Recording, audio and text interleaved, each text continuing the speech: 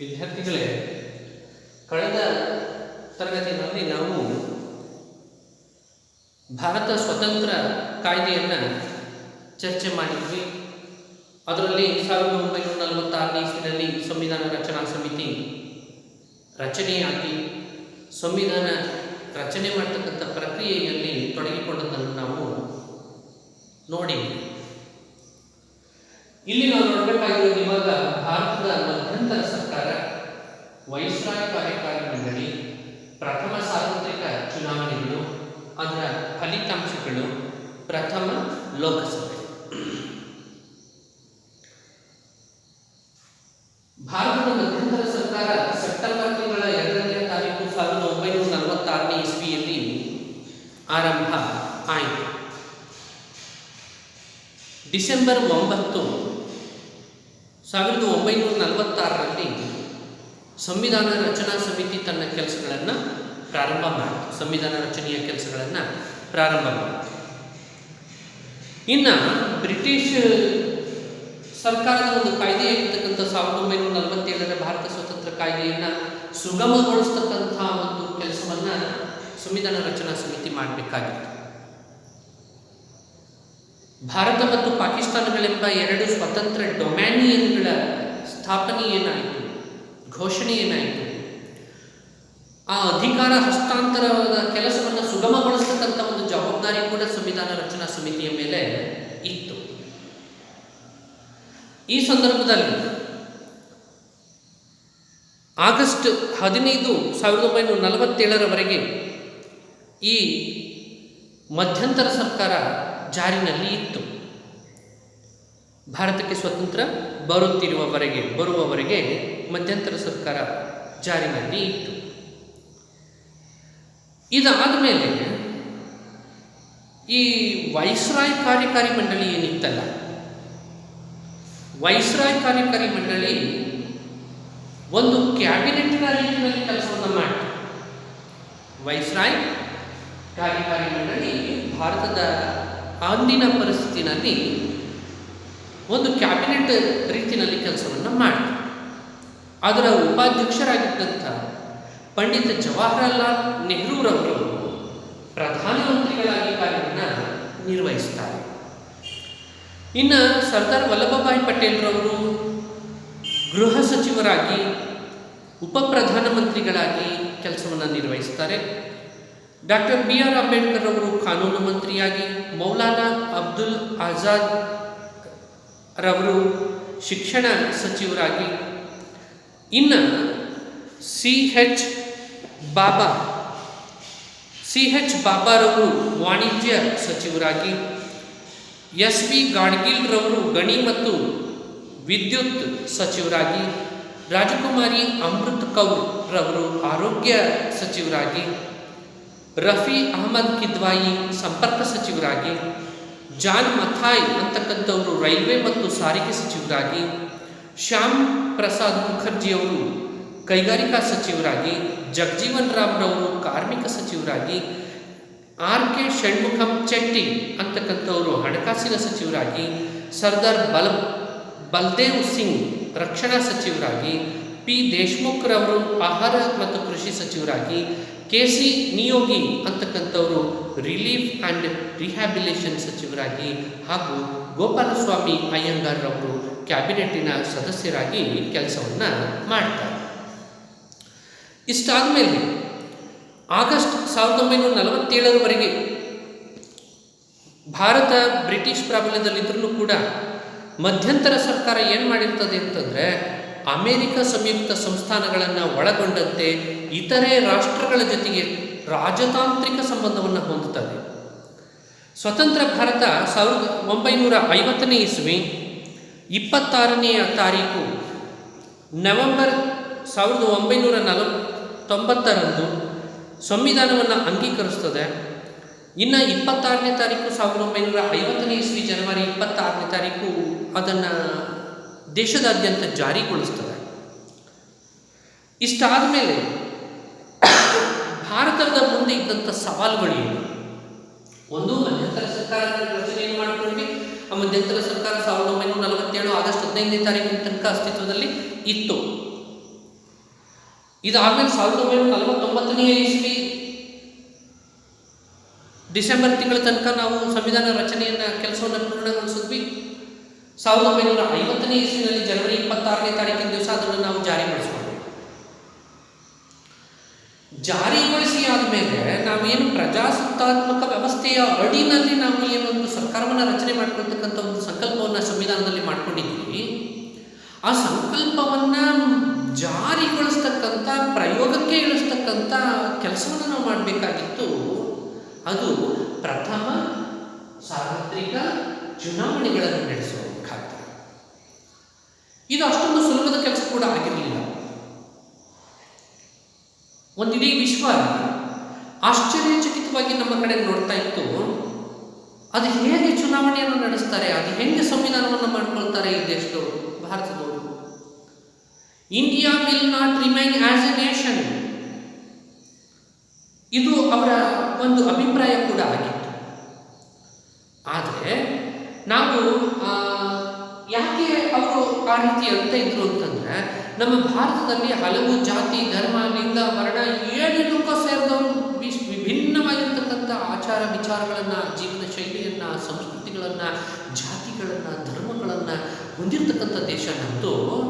ಆ ಜಾತಿ, ಧರ್ಮ ಎಲ್ಲ ವಿಭಿನ್ನತೆಯನ್ನು ಇಟ್ಟುಕೊಂಡು ಅವರೆಲ್ಲರಿಗೂ ಹೊಂದಾಣಿಕೆ ಆಗ್ತಕ್ಕಂಥ ಒಂದೇ ಒಂದು ಕಾನೂನನ್ನು ನಾವು ಜಾರಿಗೆ ತರಬೇಕಾಗಿತ್ತು.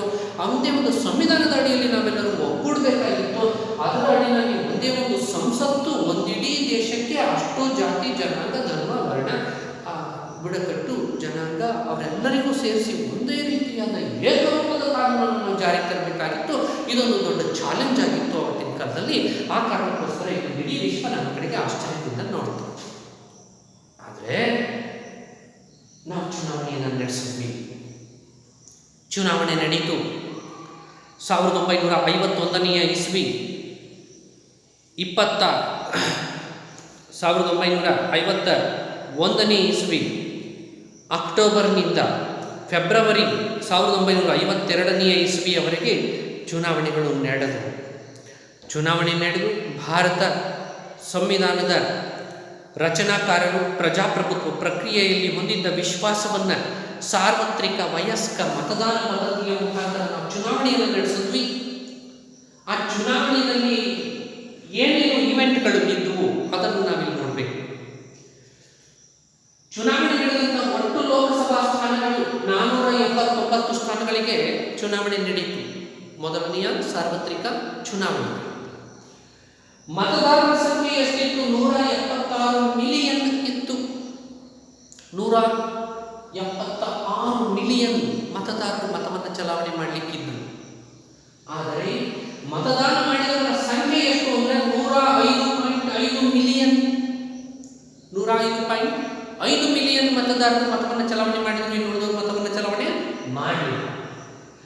ಇನ್ನು ಮತಗಟ್ಟೆಗಳ ಸಂಖ್ಯೆ 2,24,000 ಮತಗಟ್ಟೆಗಳನ್ನು ಸ್ಥಾಪನೆ ಮಾಡಲಾಗಿದೆ. ಇನ್ನು ಶೇಕಡಾವಾರು ಮತದಾನ 45% ಮತದಾನ ನಡೆಯಿತು.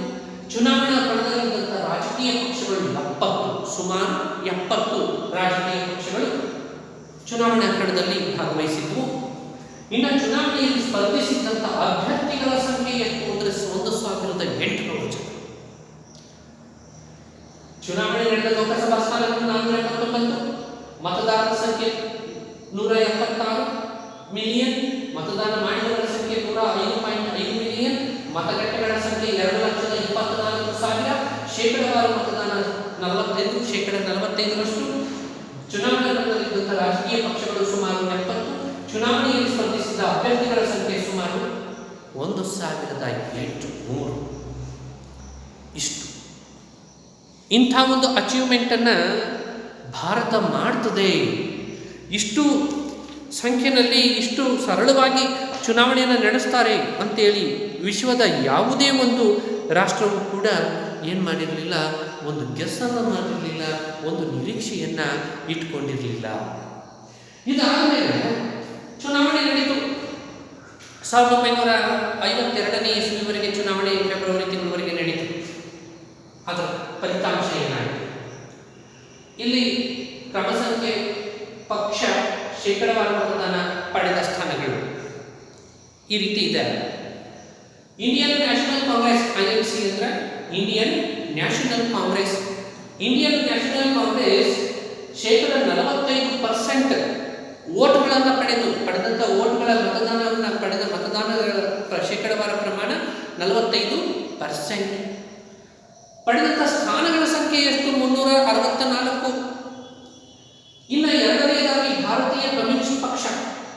ಈ ಭಾರತೀಯ ಕಮ್ಯುನಿಸ್ಟ್ ಪಕ್ಷ ಒಟ್ಟಾರೆಯಾಗಿ 3.29% ಮತಗಳನ್ನು ಪಡೆದಿತ್ತು. ಪಡೆದಂಥ ಸ್ಥಾನಗಳು 16. ಇನ್ನು ಭಾರತೀಯ ಜನಸಂಘ 3.06% ಮತಗಳನ್ನು ಪಡೆಯಿತು. ಪಡೆದ ಸ್ಥಾನಗಳ ಸಂಖ್ಯೆ ಕೇವಲ 3. ಅಖಿಲ ಭಾರತೀಯ ಹಿಂದೂ ಮಹಾಸಭಾ 0.95 ಮತಗಳನ್ನು ಪಡೆಯಿತು. 4 ಸ್ಥಾನಗಳನ್ನು ಗಳಿಸಲಿಕ್ಕೆ ಸಾಧ್ಯ. ಇನ್ನು ಪರಿಶಿಷ್ಟ ಜಾತಿ ಒಕ್ಕೂಟ 2.38% ಮತಗಳನ್ನು ಪಡೆಯಿತು. ಇನ್ನು ಪಡೆದಂಥ ಸ್ಥಾನಗಳು ಕೇವಲ 2. ಇನ್ನು ಸ್ವತಂತ್ರ ಅಭ್ಯರ್ಥಿಗಳು 16% ಮತಗಳನ್ನು ಪಡೆದರು. 27 ಸ್ಥಾನಗಳನ್ನು ಅವರು ಹೊಂದಿದರು. ಕಿಸಾನ್ ಮಜ್ದೂರ್ ಪ್ರಜಾ ಪಾರ್ಟಿ ಶೇಕಡ 6% ಮತವನ್ನು ಪಡೆದಿದೆ. ಒಟ್ಟಾರೆ ಚಲಾವಣೆಯಾಗಿರ್ತಕ್ಕಂಥ ಮತಗಳಲ್ಲಿ 6% ಮತಗಳನ್ನು ಪಡೆದಿದೆ. ತಾನು ಪಡೆದಂಥ ಲೋಕಸಭಾ ಸ್ಥಾನಗಳ ಸಂಖ್ಯೆ, ಗೆದ್ದ ಸ್ಥಾನಗಳ ಸಂಖ್ಯೆ 9 ಆಗಿರ್ತದೆ. ಇಲ್ಲಿ ಬಹಳಷ್ಟು ವ್ಯತ್ಯಾಸಗಳು ಕೂಡ ಇದ್ದಾವೆ. ನಾವೊಂದು ಚುನಾವಣೆಯನ್ನು ನಡೆಸಿದ್ವಿ. ಮೊದಲನೇ ಬಾರಿಗೆ ಒಂದು ದೊಡ್ಡ ಅಚೀವ್ಮೆಂಟ್ ಅನ್ನು ಭಾರತ ಸರ್ಕಾರ ಮಾಡಿತು. ಭಾರತದ ಸಂವಿಧಾನದ ಮುಖಾಂತರ ಭಾರತದ ಪ್ರಜೆಗಳು ಒಂದು ಸಾಧನೆಯನ್ನ ಮಾಡಿದ್ವಿ. ಆದರೆ ಬಹಳಷ್ಟು ವ್ಯತ್ಯಾಸಗಳು ಕೂಡ ಇದ್ದಾವೆ. ಆ ವ್ಯತ್ಯಾಸಗಳು ಏನೇನಾಗಿದ್ದಾವೆ ಅನ್ನೋದನ್ನ ಮುಖ್ಯಾಂಶಗಳನ್ನು ನಾವಿಲ್ಲಿ ನೋಡೋಣ. ಲೋಕಸಭೆಯಲ್ಲಿ ಶೇಕಡ 74.56% ಸ್ಥಾನಗಳನ್ನು ಪಡೆದಂಥ ಭಾರತೀಯ ರಾಷ್ಟ್ರೀಯ ಕಾಂಗ್ರೆಸ್ ಅತಿ ದೊಡ್ಡ ರಾಜಕೀಯ ಪಕ್ಷವಾಗಿ ಹೊರಹೊಮ್ಮಿತು. ಇದಾದ ಮೇಲೆ ಭಾರತದ ಮತದಾರರು ಬಡತನ ಮತ್ತು ಅನಕ್ಷರತೆಯಿಂದ ಕೂಡಿದ್ದರೂ ಕೂಡ ಶೇಕಡಾವಾರು ಪ್ರಮಾಣ 45% ಮತದಾನ ಮಾಡಿ ಸಾಂಕೇತಿಕವಾಗಿ ಜಾಗೃತಿಯನ್ನು ಹೊಂದಿದ್ರು. ನಾವು ಬಹಳಷ್ಟು ಬಡವರಿದ್ದಾರೆ, ಅನಕ್ಷರಸ್ಥರಿದ್ದಾರೆ, ಆದರೂ ಕೂಡ ತಿಳುವಳಿಕೆ ಇಲ್ಲದವರು ಕೂಡ ಏನು ಮಾಡಿದ್ದಾರೆ ಅಂತಂದ್ರೆ ಚುನಾವಣೆಯಲ್ಲಿ ಹೆಚ್ಚು ಭಾಗವಹಿಸಿದ್ದಾರೆ. ಶೇಕಡ 45% ಮತದಾನ ಪ್ರಕ್ರಿಯೆ ನಡೆದಿತ್ತು. ಇನ್ನು ಪಕ್ಷಗಳು ಪಡೆದಂಥ ಮತ ಮತ್ತು ಗೆದ್ದ ಸ್ಥಾನಗಳ ನಡುವೆ ಹೊಂದಾಣಿಕೆ ಇರಲಿಲ್ಲ. ಇಲ್ಲಿ ನೋಡಿ, 3.06% ಪಡೆತಕ್ಕಂಥ ಭಾರತೀಯ ಜನಸಂಘ 3 ಸ್ಥಾನಗಳನ್ನು ಪಡೆಯುತ್ತದೆ. ಇಲ್ಲಿ ಅಖಿಲ ಭಾರತೀಯ ಹಿಂದೂ ಮಹಾಸಭಾ 0.95% ಮತಗಳನ್ನು ಪಡೆದು 4 ಸ್ಥಾನಗಳನ್ನು ಪಡೆದ ಮತಗಳ ಒಟ್ಟು ಸಂಖ್ಯೆಗೂ ಗೆದ್ದ ಒಟ್ಟು ಸಂಖ್ಯೆಗಳಿಗೂ ಅಲ್ಲಿ ತಾಳೆ ಆಗ್ತಾ ಇಲ್ಲ. ಪಡೆದಂಥ ಮತಗಳ ಸಂಖ್ಯೆ ಪ್ರಮಾಣ ಜಾಸ್ತಿ, ಆದರೆ ಗೆದ್ದಿರ್ತಕ್ಕಂಥ ಸ್ಥಾನಗಳ ಸಂಖ್ಯೆ ಕಡಿಮೆ. ಈ ರೀತಿಯ ಒಂದು ವ್ಯತ್ಯಾಸವೂ ಕೂಡ ಅಲ್ಲಿ ಆಯಿತು. ಗ್ರಾಮಾಂತರ ಪ್ರದೇಶದಲ್ಲಿ ಶೇಕಡ 60% ಮತ್ತು ನಗರ ಪ್ರದೇಶಗಳಲ್ಲಿ ಶೇಕಡ 40% ಮತದಾನ ನಡೆಯಿತು. ಚುನಾವಣೆಗಳ ಸಂಪೂರ್ಣ ಪ್ರಕ್ರಿಯೆಯು ಶಾಂತಿಯುತವಾಗಿ ನಡೆದಿತ್ತು. ಎಲ್ಲೂ ಗಲಭೆಗಳಾಗಿರಲಿಲ್ಲ. ಎಲ್ಲಿಯೂ ಮತಗಟ್ಟೆಯನ್ನು ವಶಪಡಿಸಿಕೊಳ್ತಕ್ಕಂಥ ಅಕ್ರಮ ಮತದಾನ ಈ ಥರದ ಯಾವುದೇ ಒಂದು ಪ್ರಕರಣಗಳು ಕೂಡ ನಡೆದಿರಲಿಲ್ಲ, ದಾಖಲು ಕೂಡ ಆಗಿರಲಿಲ್ಲ. ಇನ್ನು ಗಮನಿಸಬೇಕಾದಂಥ ಮುಖ್ಯವಾದಂಥ ಅಂಶ ಏನು ಅಂತಂದರೆ, ಭಾರತದ ಸಂವಿಧಾನ ರಚನಾ ಸಮಿತಿಯಲ್ಲಿನ ಕರಡು ಸಮಿತಿಯ ಅಧ್ಯಕ್ಷರಾಗಿದ್ದಂಥ ಡಾಕ್ಟರ್ BR ಅಂಬೇಡ್ಕರ್ ಅವರು ಮುಂಬೈ ಲೋಕಸಭಾ ಕ್ಷೇತ್ರದಲ್ಲಿ ಸೋತು ಹೋಗಿದ್ದರು. ಇದು ಭಾರತದಲ್ಲಿ ನಡೆದಂಥ ಮೊದಲನೆಯ ಸಾರ್ವತ್ರಿಕ ಚುನಾವಣೆ ಮತ್ತು ಅದರ ಫಲಿತಾಂಶ. ಈ ಫಲಿತಾಂಶ ಆದಮೇಲೆ ಏನಾಗ್ತದೆ? ಪ್ರಥಮ ಲೋಕಸಭೆ ಅಸ್ತಿತ್ವಕ್ಕೆ ಬರ್ತದೆ. ಇನ್ನು ಪ್ರಥಮ ಲೋಕಸಭೆಯಲ್ಲಿ 401 ಸ್ಥಾನಗಳು ಇದ್ವು. ಅದರಲ್ಲಿ 489 ಸ್ಥಾನಗಳಿಗೆ ಚುನಾವಣೆಗಳು ನಡೆದಿದ್ವು ಮತ್ತು 2 ಆಂಗ್ಲೋ ಇಂಡಿಯನ್ ಸದಸ್ಯರನ್ನು ನಾಮಕರಣ ಮಾಡಲಾಗಿತ್ತು. ಪ್ರಥಮ ಲೋಕಸಭೆಯ ಸ್ಪೀಕರ್ ಆಗಿ ಜಿ ವಿ ಮಾವಳಂಕರ್ ಅಂತಕ್ಕಂಥವರು ಕಾರ್ಯವನ್ನು ನಿರ್ವಹಿಸ್ತಾರೆ. ಒಟ್ಟು 14 ಅಧಿವೇಶನಗಳನ್ನು ನಡೆಸಲಾಗ್ತದೆ.